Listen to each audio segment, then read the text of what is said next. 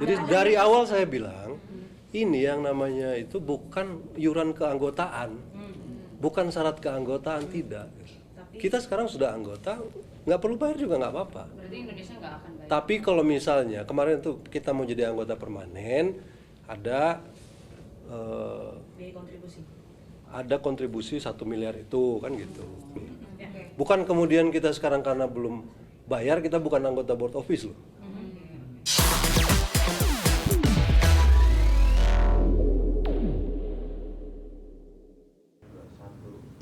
Pemirsa, Menteri Luar Negeri Sugiono mengungkapkan Indonesia tak perlu setor 1 miliar dolar Amerika untuk menjadi anggota tetap Board of Peace. Menlu Sugiono mengatakan Indonesia saat ini sudah menjadi anggota tetap Board of Peace tanpa menyetor 1 miliar dolar Amerika atau setara 16 triliun rupiah.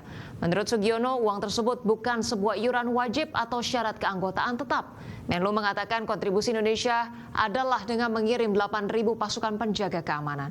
Menurut Sugiono, pembahasan terkait kontribusi 1 miliar dolar Amerika merujuk apabila suatu negara ingin mengambil peran tertentu seperti menjadi anggota permanen. Jadi dari awal saya bilang, ini yang namanya itu bukan iuran keanggotaan, bukan syarat keanggotaan, tidak. Kita sekarang sudah anggota, nggak perlu bayar juga nggak apa-apa. Berarti Indonesia nggak akan bayar. Tapi kalau misalnya kemarin tuh kita mau jadi anggota permanen, ada kontribusi 1 miliar itu kan gitu. Bukan kemudian kita sekarang karena belum bayar kita bukan anggota board office loh. Paham ya? Jadi kontribusinya beda-beda gitu ya Mas? Ada yang...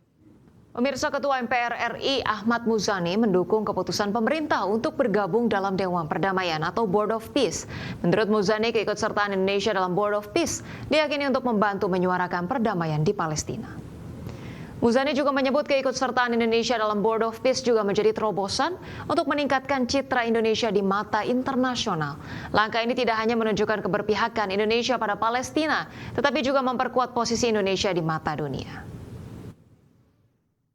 BOP ini tentu saja kita terlibat bukan hanya pada proses perdamaian Timur Tengah, tapi juga proses rekonsiliasi dan pembangunan kembali Gaza.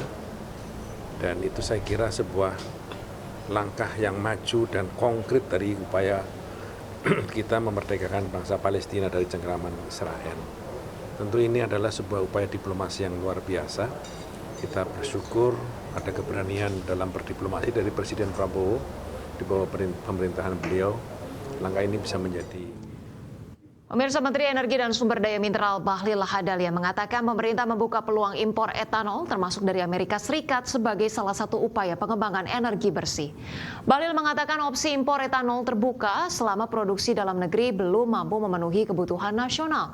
Bahlil menambahkan rencana pemerintah untuk mewajibkan percampuran bensin dengan etanol merupakan salah satu upaya penguatan ketahanan dan kedaulatan energi nasional.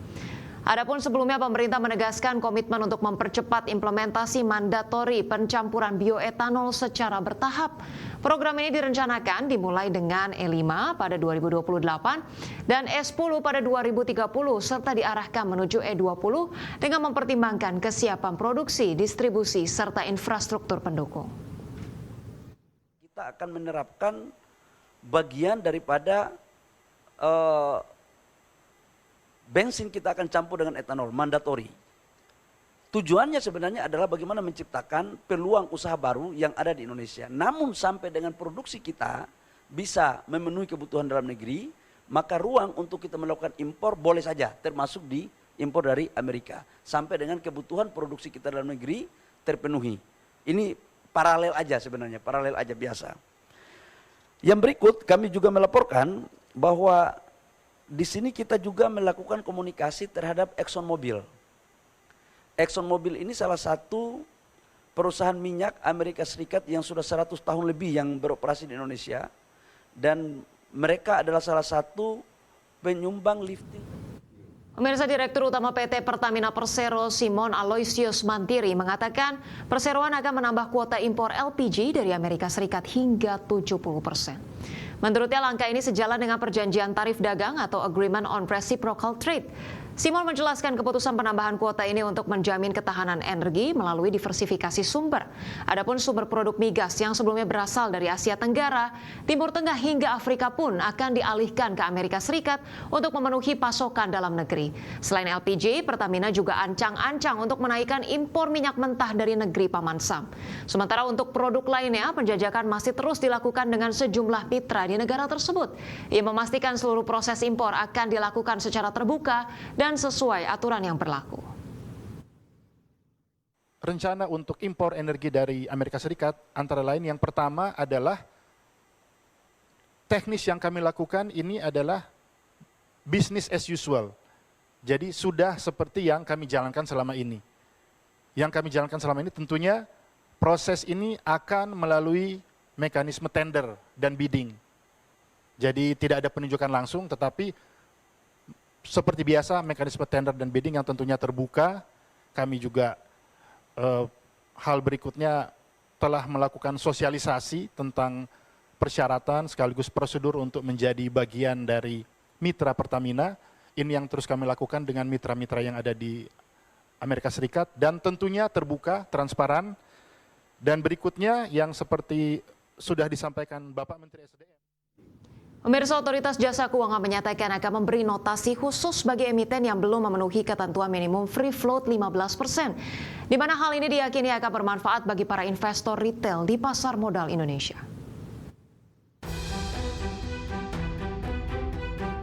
Otoritas Jasa Keuangan menyatakan akan memberi notasi khusus bagi emiten yang belum memenuhi ketentuan minimum free float 15%. Pejabat sementara Ketua Dewan Komisioner OJK Friederika Widiasari Dewi mengatakan pemberian notasi khusus ini guna memberikan informasi kepada para pelaku pasar agar dapat memudahkan dalam melakukan pemilihan saham-saham yang akan diinvestasikan. Selain itu, upaya pemberian notasi khusus ini juga diyakini akan bermanfaat bagi para investor retail di pasar modal Indonesia. Akan ada suatu hal yang baru, yaitu akan diberikan notasi khusus terhadap emiten-emiten yang memang belum memenuhi free float 15% ini. Jadi ini sebenarnya memberikan kemudahan buat investor untuk melakukan pemilihan terhadap saham-saham yang mereka investasikan. Pimpinan Otoritas Jasa Keuangan ini menambahkan pihaknya masih belum dapat memastikan penerapan notasi khusus ini. Pasalnya hingga saat ini OJK masih menunggu hasil diskusi yang dilakukan Bursa Efek Indonesia beserta SRO dalam penerapan free float 15%. Dari Jakarta, Riken Wardi, IDEX Channel.